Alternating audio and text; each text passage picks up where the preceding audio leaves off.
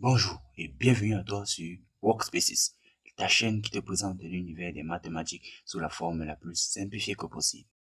Bien, à ce qui paraît, tu as des soucis en mathématiques alors que ton examen approche. Ne t'inquiète plus, tu viens de trouver la solution efficace qui te mettra au top pour l'examen.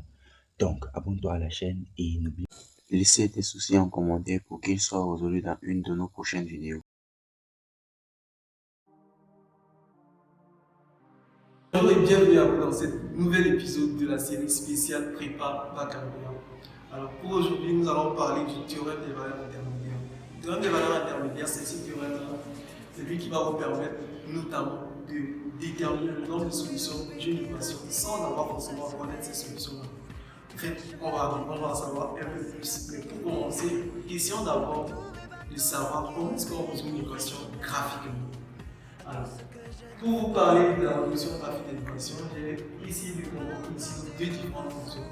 Pour la première fonction, ce sera f de x égale à x plus 1. C'est une fonction très simple. Et vous allez voir que si je veux tracer cette fonction sur l'intervalle, par exemple, moins 5, 5, je vais la tracer d'un trait tout simplement comme ceci. Vous voyez que chaque fois que je trace la fonction, je ne lève pas la main sur cet intervalle moins 5, 5. Nous allons appeler ça CF. Alors, si par exemple je veux résoudre une équation f de x est égal à 3, qu'est-ce que je vais faire?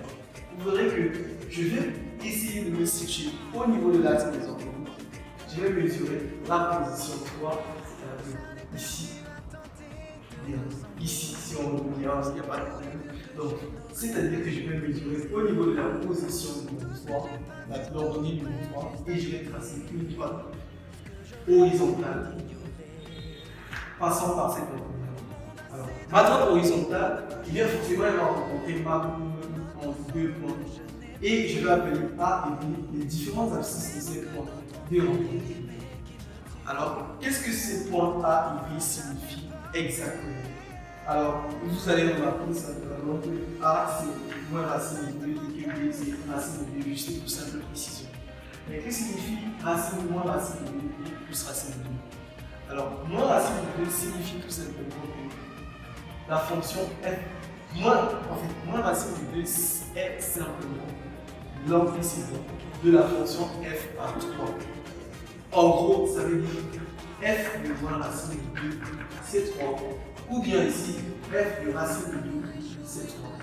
Donc, moins racine de 2 plus racine de 2 sont exactement les antécédents de la fonction f par 3. Ou bien on va dire que 3 est l'image de moins racine de 2 et 3 est l'image de racine de 2 par la fonction f.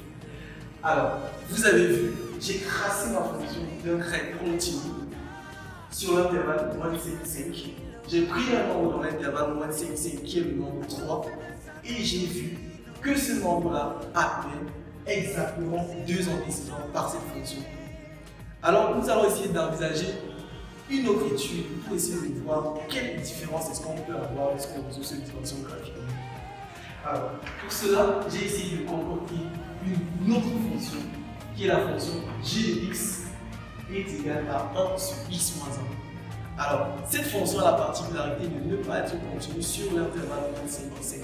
Et vous allez voir par exemple, lorsque je définis mon terme, si je veux tracer la fonction sur l'intervalle de 55, vous allez voir qu'au niveau du terme, on a une sorte de façon de tourner de manière verticale. Et on a un truc comme ceci d'un premier côté, et puis là je lève la main et je reviens tracer un truc aussi un peu comme ceci de l'autre côté.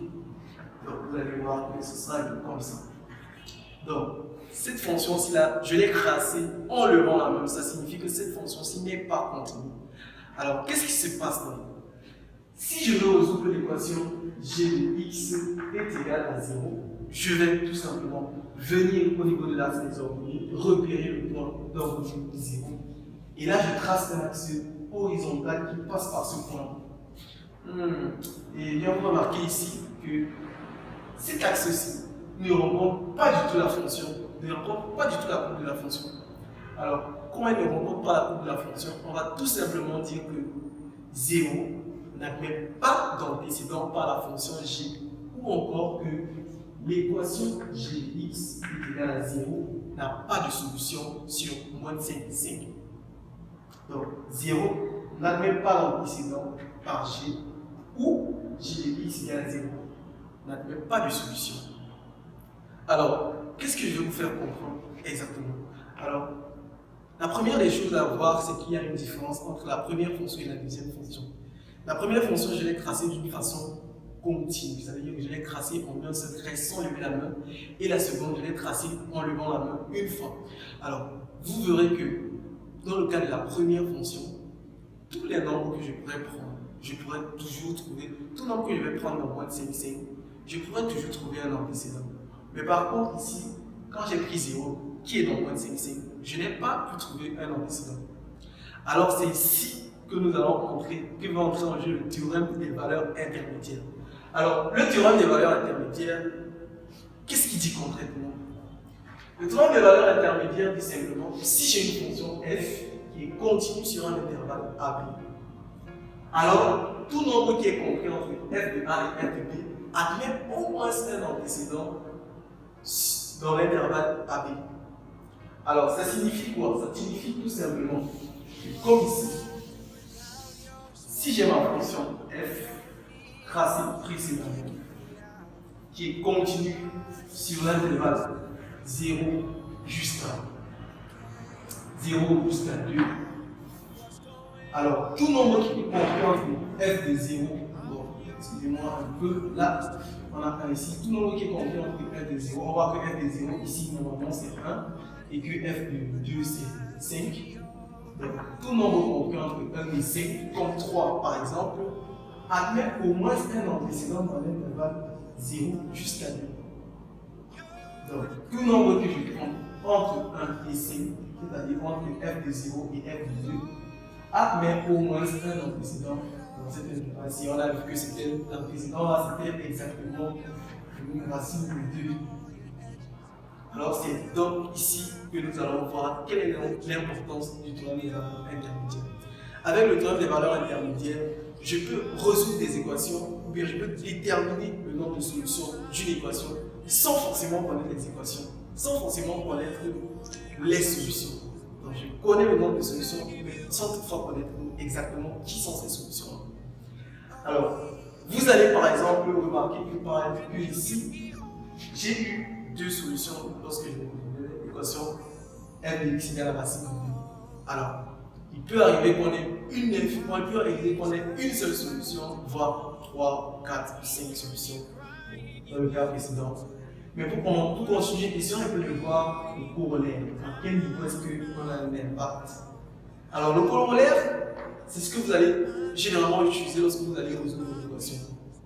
Alors, ce corollaire dit quoi concrètement? Ça dit, si j'ai une fonction continue sur un intervalle A et que l'image de A, enfin l'image de B, est négative, alors l'équation f de x égale à 0 admet au moins une solution sur l'intervalle AB. Ça signifie quoi concrètement? Concrètement, f de A fois f de B inférieur à 0 signifie tout simplement qu'entre A et B, il y a quelqu'un qui est négatif et il y a quelqu'un qui est positif. Alors, si vous allez voir entre deux nombres qui est négatif et un autre qui est positif, forcément, je suis sûr qu'il y a un 0 qui va se trouver quelque part à l'intérieur. Par exemple, moins 1 et 10, forcément, vous passez par 0. Bien de moins 30 à 150, vous passez par 0, etc. etc. Donc, si vous avez f de A par f de B, alors vous êtes sûr que f de A, quelqu'un est positif et quelqu'un d'autre est négatif. Donc, forcément, il y a 0.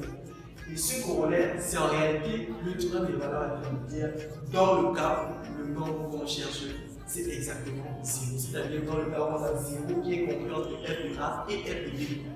Donc, si forcément vous avez 0 entre f de A et f de B, après le théorème des valeurs intermédiaires, l'équation f de x égale à 0 admet au moins une solution sur l'intervalle AB. Donc, c'est tout.